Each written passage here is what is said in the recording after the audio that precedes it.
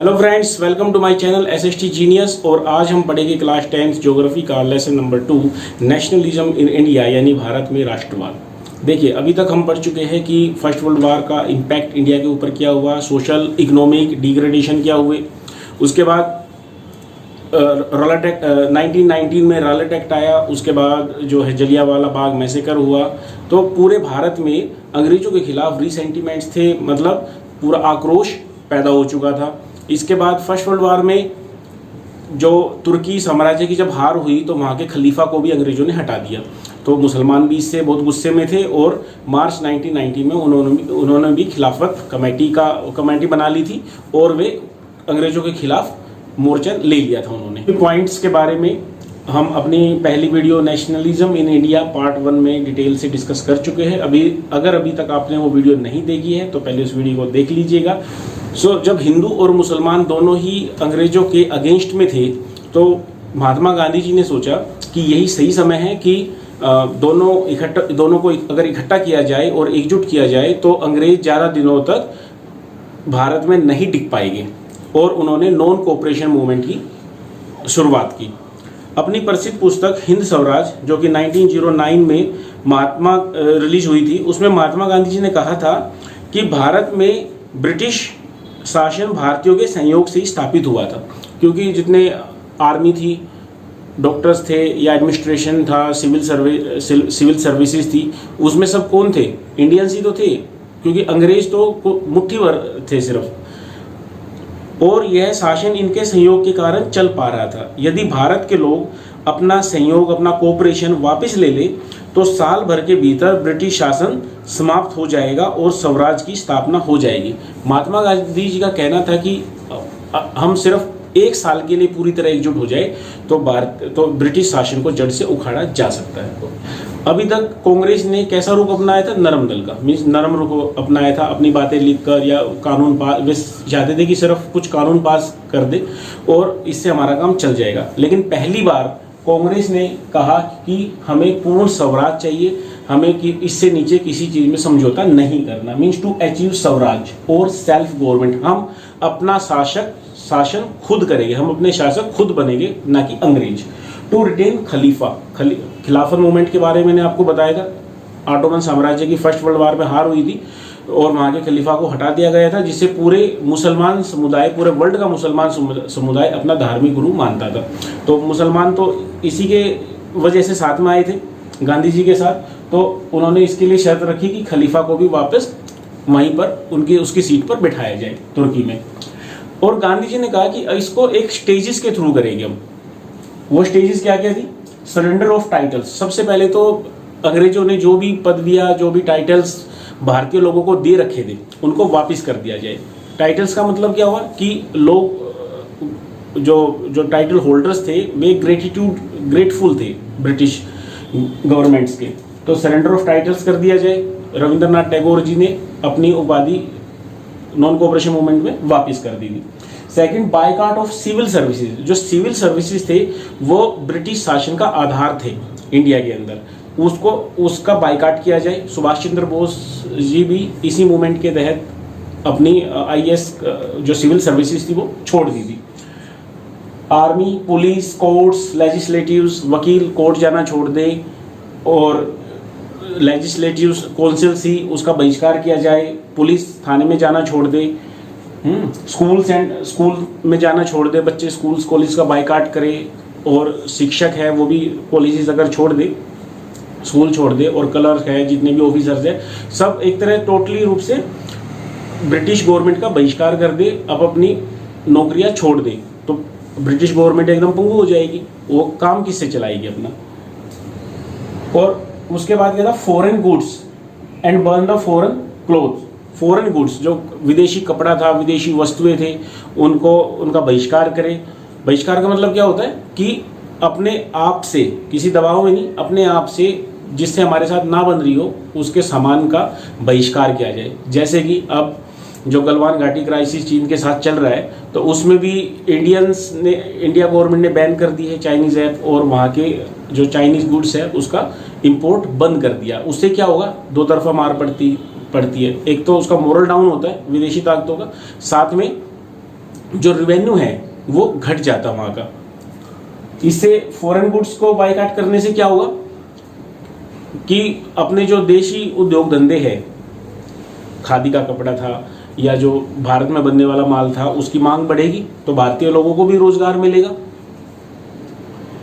And burn foreign cloth, और जो foreign cloth थे, विदेशी कपड़े थे, उन सामान था, उनकी होली जलाई जाएगी। Third, use of khadi and Indian goods. मैंने बता दिया खादी का और इंडियन गुड्स का ज़्यादा से ज़्यादा यूज़ किया जाए ताकि भारत में भी स्वावलंबन हो, अपने पैरों पे इंडिया खड़ा हो सके। अब फोर्थ, अगर ये 3 स्टेजेस फेल हो जाती है किसी तरह और या फिर ये पूरी एकदम फुल पास हो जाती है तो, और जो ब्रिटिश गवर्नमेंट है रिप्रेशन अपनाती है, अत्याचार करती है, तो फोर्थ क्या था, if government used repressions a full disobedience movement would be launched where people would refuse to pay taxes. पूर्ण रूप से असहयोग आंदोलन होगा जिसमें लोग अपना टैक्स भी देना बंद कर देंगे। अब जो कोई भी गवर्नमेंट है वो किससे चलती है, रेवेन्यू से चलती है। अगर, और रेवेन्यू कहाँ से आता है, टैक्सेस से। अगर टैक्स मिलना ही बंद हो जाए तो गवर्नमेंट क्या होगी, बंद हो जाएगी, वो सैलरी कहाँ से देगी, अपने डेवलपमेंट काम कहाँ से करेगी।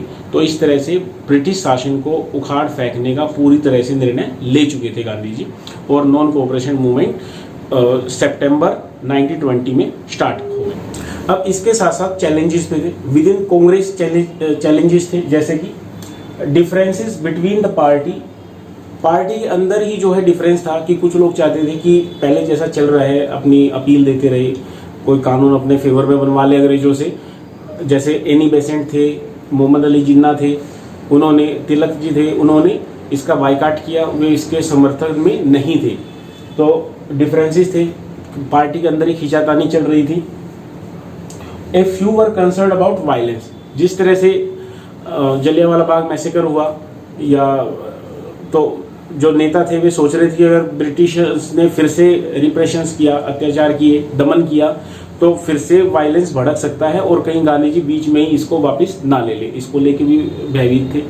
लेकिन बड़े खींचातान के बाद सितंबर से दिसंबर के बीच तक बड़ी खींचातान चलती रही, मान मनोबल चलता रहा। आखिर में दिसंबर 1920 में गांधी जी कामयाब रहे इसको पास करवाने में, आईएनसी की मीटिंग में, नागपुर अधिवेशन में, और नॉन कोऑपरेशन मूवमेंट जनवरी 1921 से पूरी इंडिया में पूरे जोश के साथ स्टार्ट हो गया। लेकिन सभी के लिए इस मूवमेंट का जो अभिप्राय था, मीनिंग था, अलग अलग था, और अलग अलग तरह से लोगों के ऊपर इसका इम्पैक्ट पड़ा। तो सबसे पहले हम पढ़ेंगे शहरों के ऊपर, शहरों के अंदर इस नॉन कोऑपरेशन मूवमेंट का क्या प्रभाव रहा है।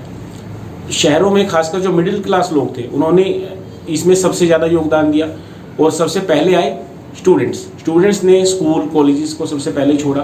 टीचर्स और जो हेडमास्टर्स थे, लेक्चरर्स थे, उन्होंने कॉलेज छोड़ दिए, नौकरी छोड़ दी अपनी। हम जानते हैं कि शहरों में आंदोलन का इफेक्ट क्या रहा है। शहरों में स्पेशली जो मिडिल क्लास लोग थे उन्होंने इस आंदोलन का पूरी तरह से समर्थन किया, वे सबसे पहले आगे आए, और सबसे पहले आगे आने वालों में थे स्टूडेंट्स। गांधी जी ने कहा था स्कूल कॉलेजेस छोड़ दो, तो स्कूल बच्चों को क्या चाहिए था, उन्होंने स्कूल कॉलेज ही छोड़ दी, सबसे पहले आए हुए। और साथ में टीचर्स, प्रोफेसर्स, लेक्चरर्स और जो हेड मास्टर्स थे उन्होंने भी अपनी नौकरी छोड़ दी, स्कूलों से इस्तीफा दे दिया। वकीलों ने अदालत जाना छोड़ दिया, मुकदमे लड़ने बंद कर दिए। और स्टेट लेजिस्लेटिव असेंबलीज के जो इलेक्शन होते थे पूरे देश में, उन इलेक्शंस का बहिष्कार किया गया। सिर्फ मद्रास प्रांत में जो एक पार्टी थी, जस्टिस पार्टी का मानना था कि वैसे तो हमारा नंबर आता नहीं है, पूरे उस पर जो ब्राह्मण जाति का कब्जा रहता था, तो इससे हमें मौका मिल सकता था, और उन्होंने सिर्फ मद्रास प्रांत में इलेक्शन लड़ा, बाकी सब जगह बायकॉट किया गया। आर्थिक मोर्चे पे असहयोग का प्रभाव और भी ज्यादा नाटकीय रहा। विदेशी सामानों का बहिष्कार किया गया, शराब की दुकानों की पिकेटिंग की गई। यहाँ पर पिकेटिंग क्या होती है, बैरिकेडिंग एक तरह से, किसी भी दुकान, ऑफिस या जगह की अगर घेराबंदी की जाए तो उसे क्या बोलते हैं, पिकेटिंग की गई, ताकि कोई विदेशी शराब ना ले सके। और विदेशी कपड़ों की होली चलाई गई, सामानों का बहिष्कार किया गया, ठीक है।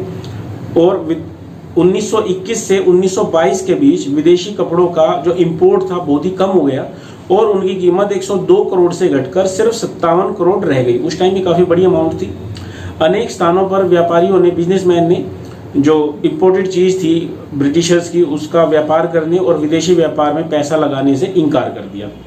जब नॉन कोऑपरेशन बहिष्कार आंदोलन फैला तो लोग इम्पोर्टेड कपड़े को छोड़कर केवल भारतीय कपड़े पहनने लगे। तो परिणाम स्वरूप मांग बढ़ जाने के कारण भारतीय कपड़ा मिल और हथकरघों का उत्पादन भी बढ़ने लगा। इससे क्या हुआ कि जो इंडियंस थे उनको भी और ज़्यादा रोजगार मिलने लगा और वे भी पूरी तरह से इस मूवमेंट में शामिल हो गए, क्योंकि इससे पहले जो सस्ता कपड़ा आता था, सस्ते जो इंपोर्ट आया करता था, तो वे उद्योग धंधे और कारीगर बेरोजगार हो चुके थे, बड़े पैमाने पे बेरोजगारी फैली हुई थी, तो वे भी खुश हो गए इससे। लेकिन कुछ टाइम बाद शहरों में ये आंदोलन धीमा पड़ने लगा। इसकी दो वजह थी, एक तो इनका सब्स्टिट्यूट नहीं था जो विदेशी सामान था, और दूसरा जब गांधी जी ने कहा कि भाई स्कूल कॉलेज तो छोड़ दिया स्टूडेंट्स ने गांधी जी के कहने पे, लेकिन वे जाए कहाँ। हालांकि कुछ इंस्टीट्यूट्स की स्थापना उस वक्त हुई थी, जैसे कि जामिया मिलिया इस्लामिया उस टाइम की बनी हुई है, आज भी सक्सेसफुली चल रही है। गुजरात विद्यापीठ, काशी विद्यापीठ, बंगाल नेशनल यूनिवर्सिटी। लेकिन जो डिमांड को देखते हुए इनकी जो सप्लाई थी, जो इनका सब्स्टिट्यूट था, वो बहुत ही कम था। तो मजबूरी में स्टूडेंट्स वापस स्कूल कॉलेज में लौट गए, और जो सरकारी कर्मचारी थी, जो सरकारी टीचर्स थे, वे भी अब अपने कॉलेजेस में लौट गए, स्कूलों में लौट गए। दूसरा था विदेशी कपड़ा। जो खादी कपड़ा था उसका जो सब्स्टिट्यूट था विदेशी कपड़े का, इम्पोर्टेड क्लोथ्स का, लेकिन वो बड़ा महंगा था क्योंकि वो हाथ से बनता था। मिलों के जो कपड़ा था वो सस्ता हुआ करता था और जो ये महंगा हुआ करता था। तो लोगों ने धीरे धीरे जब तंग आकर महंगे सामान से वो वापस विदेशी कपड़े की ओर लौट गए। इससे क्या हुआ कि जो मूवमेंट था वो धीमा। So this was the impact of non cooperation movement in cities, यानी शहरों पे इसका क्या प्रभाव पड़ा। अब नेक्स्ट वीडियो में हम पढ़ेंगे कि गाँव में इसका क्या प्रभाव पड़ा। तो नेक्स्ट वीडियो तक हमारे साथ बने रहिए और मुस्कुराते रहिए, हंसते रहिए, और SST जीनियस को लाइक सब्सक्राइब करते रहिए। अगर कोई भी पॉइंट आपकी समझ में नहीं आता है तो उसे कमेंट बॉक्स में डालकर आप पूछ सकते हैं। धन्यवाद।